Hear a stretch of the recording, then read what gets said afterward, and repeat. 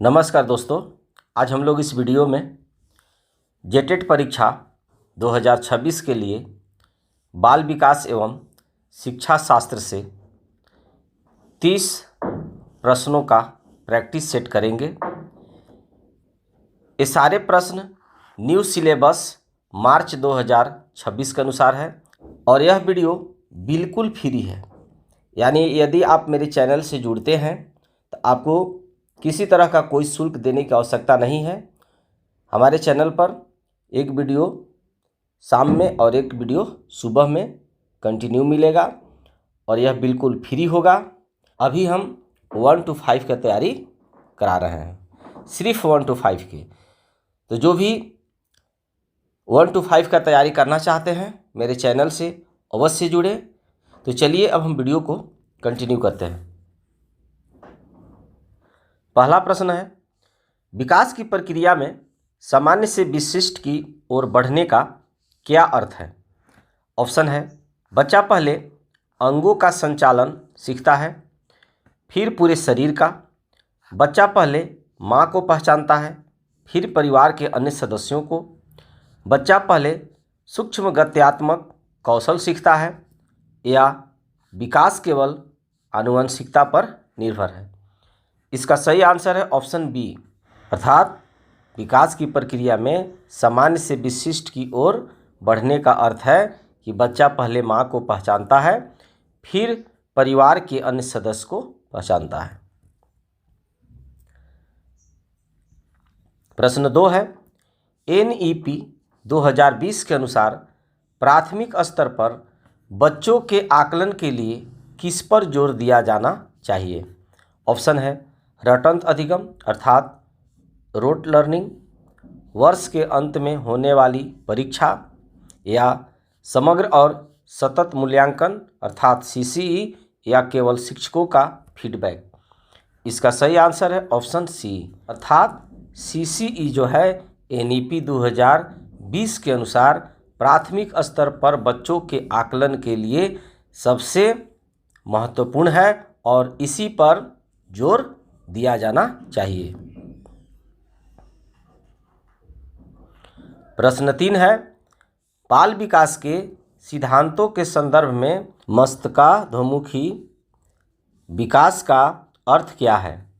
Option है, विकास पैर से सिर की ओर होता है, विकास केंद्र से बाहर की ओर होता है, विकास सिर से पैर की होता है, या विकास एक दिशीय होता है? इसका सही आंसर है ऑप्शन सी, विकास सिर से पैर की ओर होता है। प्रश्न 4 है, समावेशी शिक्षा अर्थात इंक्लूसिव एजुकेशन का मुख्य उद्देश्य क्या है? ऑप्शन है, विशेष बच्चों को अलग स्कूल में पढ़ाना, बिना किसी भेदभाव के सभी बच्चों को एक साथ शिक्षा देना, या केवल प्रतिभाशाली बच्चों पर ध्यान देना, या विकलांग बच्चों के लिए अलग पाठ्यक्रम बनाना?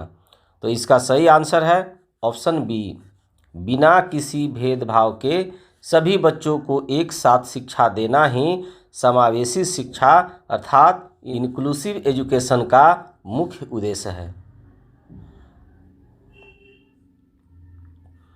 प्रश्न 5 है, संज्ञानात्मक विकास के जनक जीन पियाजे के अनुसार पूर्व संक्रियात्मक अवस्था अर्थात प्री ऑपरेशनल स्टेज की अवधि क्या है? ऑप्शन है, जन्म से 2 वर्ष, 2 से 7 वर्ष, 7 से 11 वर्ष, या 11 से 15 वर्ष? इसका सही आंसर है ऑप्शन सी, 2 से 7 वर्ष संज्ञानात्मक विकास के जनक जीन पियाजे के अनुसार पूर्व संक्रियात्मक अवस्था माना गया है।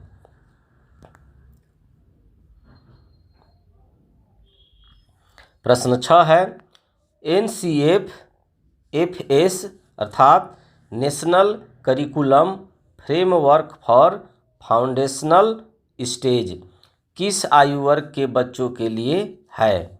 ऑप्शन है, 3 से 8 वर्ष, 6 से 14 वर्ष, 0 से 5 वर्ष, या 8 से 11 वर्ष? इसका सही आंसर है ऑप्शन ए, 3 से 8 वर्ष। प्रश्न 7 है, ब्लूम्स टेक्सोनॉमी के अनुसार सीखने का सबसे निचला स्तर कौन सा है? ऑप्शन है समझ, ज्ञान, विश्लेषण या सृजन। तो सही आंसर है ऑप्शन बी, ज्ञान अर्थात नॉलेज। ब्लूम्स टेक्सोनॉमी के अनुसार सीखने का सबसे निचला स्तर ज्ञान है अर्थात नॉलेज है। प्रश्न 8 है, व्यक्तिगत भिन्नताओं अर्थात इंडिविजुअल डिफरेंसेस के पीछे मुख्य कारण क्या है? ऑप्शन है केवल पर्यावरण, केवल आनुवंशिकता, आनुवंशिकता और वातावरण की अंतःक्रिया या केवल आर्थिक स्थिति। इसका सही आंसर है ऑप्शन सी, आनुवंशिकता और वातावरण की अंतःक्रिया व्यक्तिगत विभिन्नताओं के पीछे का मुख्य कारण है। प्रश्न 9 है, बच्चे कैसे सोचते और सीखते हैं के संदर्भ में सबसे प्रभावी तरीका क्या है? ऑप्शन है व्याख्यान विधि अर्थात लेक्चर मेथड, स्वयं के अनुभवों द्वारा सीखना अर्थात लर्निंग बाय डूइंग या दूसरों की नकल करना या पाठ्य पुस्तक को याद करना।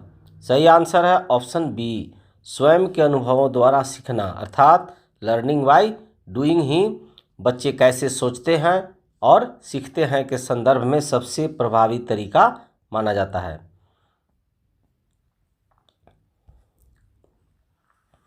प्रश्न 10 है, डिजिटल शिक्षा शास्त्र अर्थात ICT का समावेशन कक्षा में क्यों आवश्यक है? ऑप्शन है शिक्षकों का काम कम करने के लिए, शिक्षण अधिगम प्रक्रिया को और अधिक प्रभावशाली बनाने के लिए, या छात्रों को केवल मनोरंजन देने के लिए, या पारंपरिक शिक्षा को पूरी तरह समाप्त करने के लिए।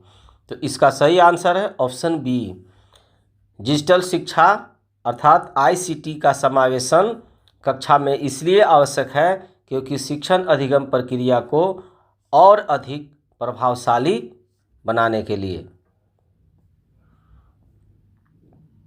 प्रश्न 11 है, किशोरावस्था को तनाव और तूफान की अवस्था किसने कहा है? ऑप्शन है जीन पियाजे ने, स्टैनली हॉल ने, थॉर्नडाइक ने या कोहलबर्ग ने। इसका सही आंसर है ऑप्शन बी, स्टैनली हॉल ने। प्रश्न 12 है, अधिगम अर्थात लर्निंग में अभिप्रेरणा अर्थात मोटिवेशन की क्या भूमिका है? ऑप्शन है यह केवल शिक्षकों के लिए है, यह सीखने की गति को धीमा करती है, यह सीखने के प्रति रुचि और उत्साह पैदा करती है, या इसका सीखने से कोई संबंध नहीं है। इसका सही आंसर है ऑप्शन सी, यह सीखने के प्रति रुचि और उत्साह पैदा करता है। प्रश्न 13 है, विशेष आवश्यकता वाले बच्चों अर्थात CWSN की शिक्षा के लिए प्रावधान होना चाहिए। ऑप्शन है नियमित स्कूलों में उपयुक्त सहायता के साथ, विशेष स्कूलों में, या घर पर शिक्षा के माध्यम से, या व्यावसायिक केंद्रों में। इसका सही आंसर है ऑप्शन ए, नियमित स्कूलों में उपयुक्त सहायता के साथ विशेष आवश्यकता वाले बच्चों को शिक्षा देने की प्रावधान होना चाहिए। प्रश्न 14 है, लेओ वाइगोस्की के अनुसार बच्चों के विकास में किसकी महत्वपूर्ण भूमिका होती है? ऑप्शन है जैविक परिपक्वता का, सामाजिक अंतःक्रिया अर्थात सोशल इंटरेक्शन का, या सजा का डर, या आनुवंशिकता। इसका सही आंसर है ऑप्शन बी, सामाजिक अंतःक्रिया अर्थात सोशल इंटरेक्शन बच्चों के विकास के लिए महत्वपूर्ण भूमिका निभाती है। किसके अनुसार? तो लेओ वाइगोस्की के अनुसार। प्रश्न 15 है, शिक्षण अधिगम की मूल प्रक्रिया में शिक्षक की भूमिका क्या होनी चाहिए? ऑप्शन है कठोर अनुशासन बनाए रखना, केवल ज्ञान का स्रोत होना, एक सुविधादाता अर्थात फैसिलेटर के रूप में, या छात्रों के कार्यों में हस्तक्षेप न करना।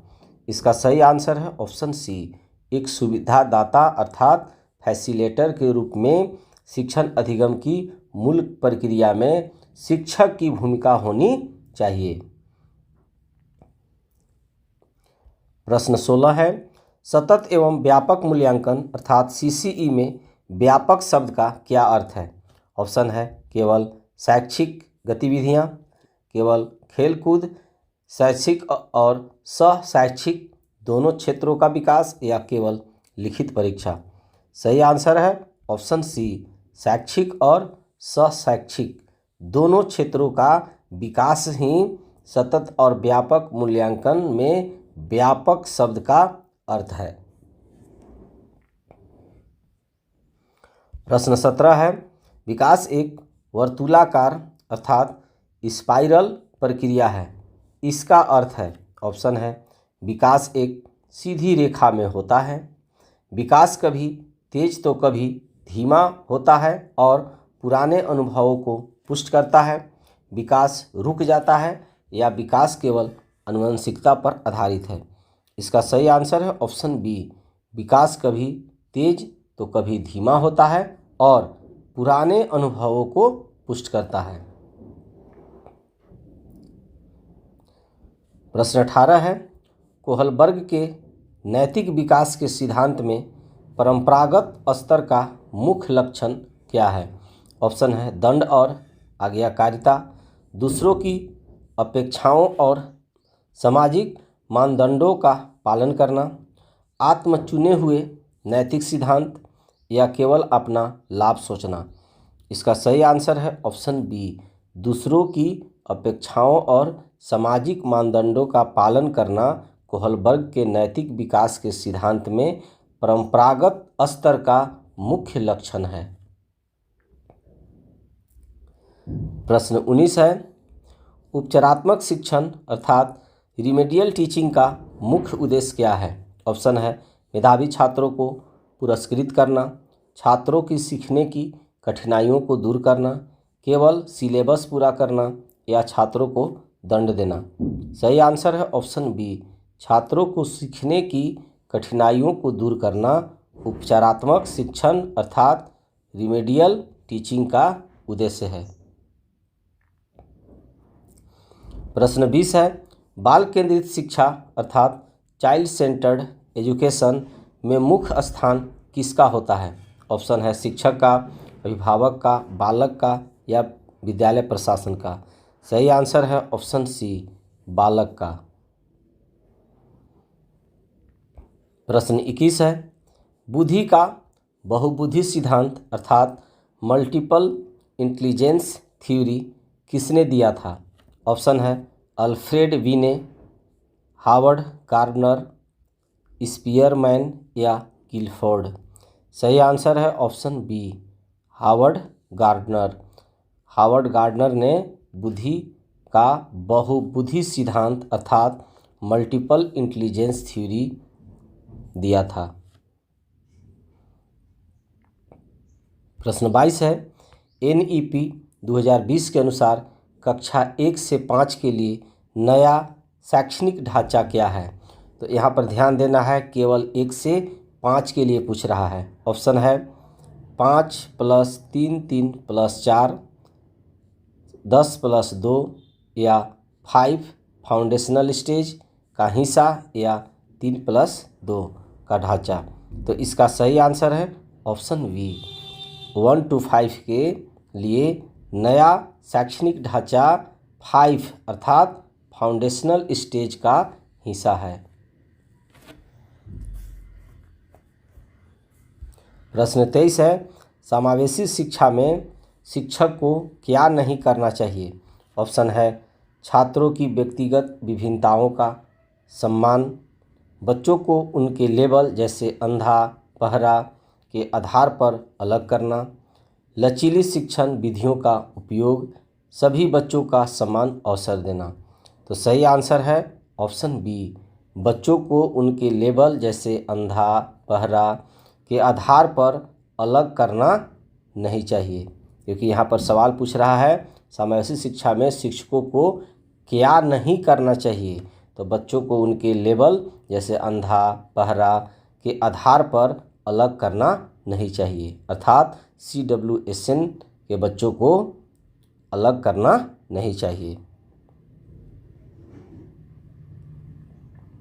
प्रश्न 24 है, विकास की अवधारणा के अनुसार क्या विकास कभी समाप्त होता है? ऑप्शन है हाँ, किशोरावस्था के बाद, नहीं, यह जीवन भर चलने वाली प्रक्रिया है, हाँ, विद्यालय छोड़ने के बाद, या केवल शारीरिक विकास तक ही सीमित है। सही आंसर है ऑप्शन बी, नहीं, यह जीवन भर चलने वाली प्रक्रिया है, अर्थात विकास कभी समाप्त नहीं होने वाला प्रक्रिया है, यह जीवन भर चलने वाला प्रक्रिया है।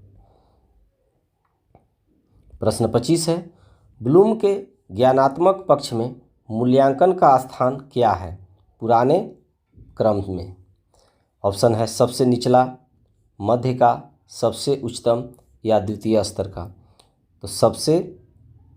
तो इसका सही आंसर है ऑप्शन सी, सबसे उच्चतम। प्रश्न 26 है, अधिगमकर्ताओं की उपलब्धि का आकलन शिक्षकों को किसमें सहायता करता है? ऑप्शन है छात्रों का समूह बनाने में, शिक्षण विधियों को और अधिक प्रभावशाली बनाने में, केवल रिकॉर्ड रखने में, या छात्रों को दंडित करने में। सही आंसर है ऑप्शन बी, शिक्षण विधियों को और अधिक प्रभावशाली बनाने में। प्रश्न 27 है, अभिनव शिक्षण पद्धति अर्थात इनोवेटिंग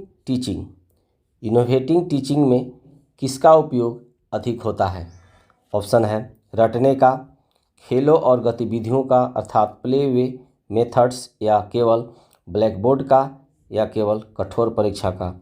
सही आंसर है ऑप्शन बी, खेलों और गतिविधियों का अभिनव शिक्षण पद्धति अर्थात इनोवेटिंग टीचिंग में उपयोग अधिक होता है।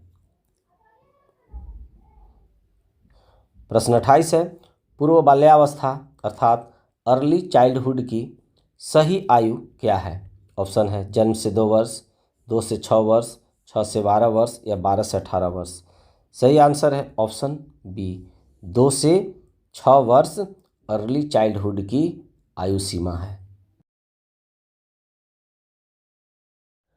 प्रश्न 29 है, संवेगात्मक विकास अर्थात इमोशनल डेवलपमेंट का क्या अर्थ है?